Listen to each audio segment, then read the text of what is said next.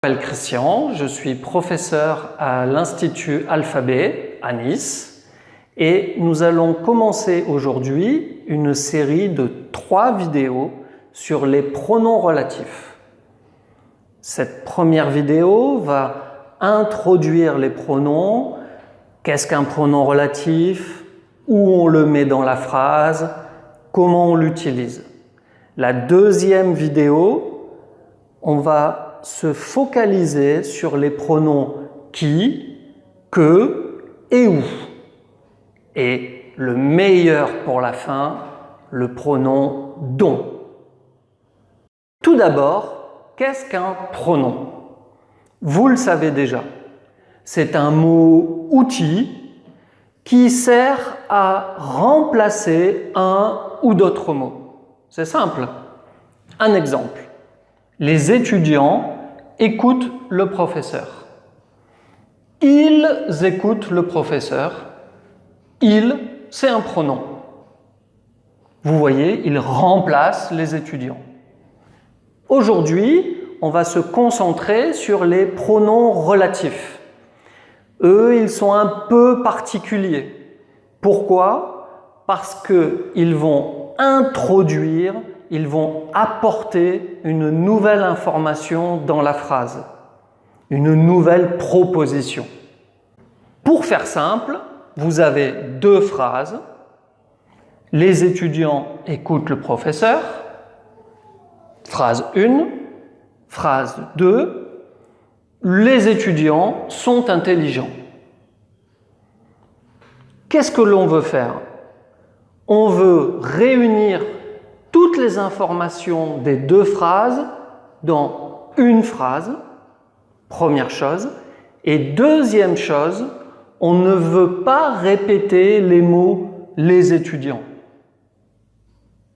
Pour ça, on va utiliser le pronom relatif. Ça nous donne « les étudiants qui sont intelligents écoutent le professeur ». Et qu'est-ce que vous remarquez là, dans ces 2 phrases et surtout dans la phrase avec le pronom relatif? Vous remarquez que toutes les informations qui sont dans les 2 phrases, on les retrouve dans la phrase unique. Comme le disait un célèbre chimiste français, rien ne se perd, rien ne se crée, tout se transforme.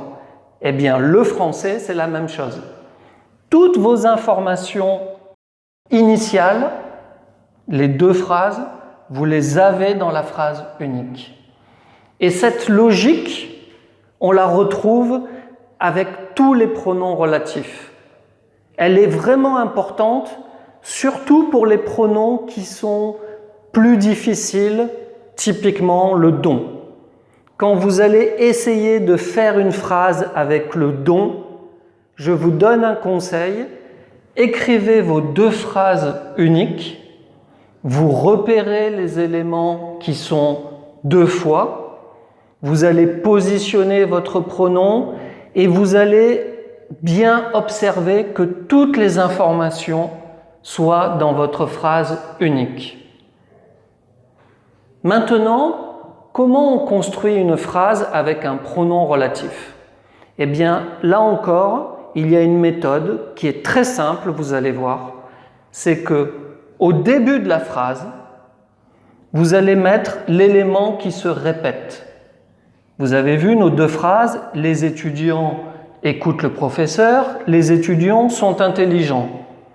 Les étudiants, ça se répète. Un va être remplacé par le pronom, mais le deuxième, on l'utilise, on le met au début. Deuxième élément de la phrase unique, c'est le pronom relatif. Ici, c'est le pronom qui. Dans l'autre vidéo, on verra comment on fait pour choisir.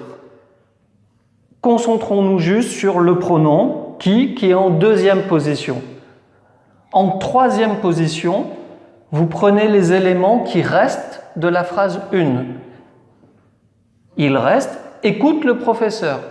Les étudiants qui écoutent le professeur et 4e partie de la phrase eh bien ce qui reste de la phrase 2 sont intelligents.